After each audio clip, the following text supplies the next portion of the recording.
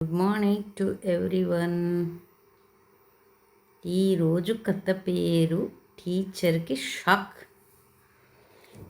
క్లాస్లో టీచర్ అడిగింది, రాము చెప్పు, నాకు ఆకలిగా ఉన్నది అనేది ఏ కాలం?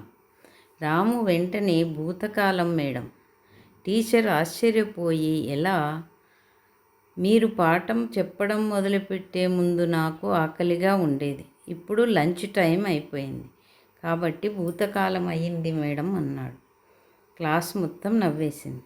టీచర్ కోపంగా, సరే, నాకు నిద్ర వస్తోంది, ఏ కాలం? రాము వర్తమాన కాలం మేడం. బాగుంది, మరి నేను ఇంటికి వెళ్తాను, ఏ కాలం? రాము బ్యాగ్ ఎత్తుకొని, భవిష్యత్తు కాలం మేడం. కానీ మీరు ఇంకో ప్రశ్న అడిగితే వర్తమాన కాలం అయిపోతుంది అన్నాడు. అంతే, టీచర్ కూడా నవ్వకుండా ఉండలేకపోయింది.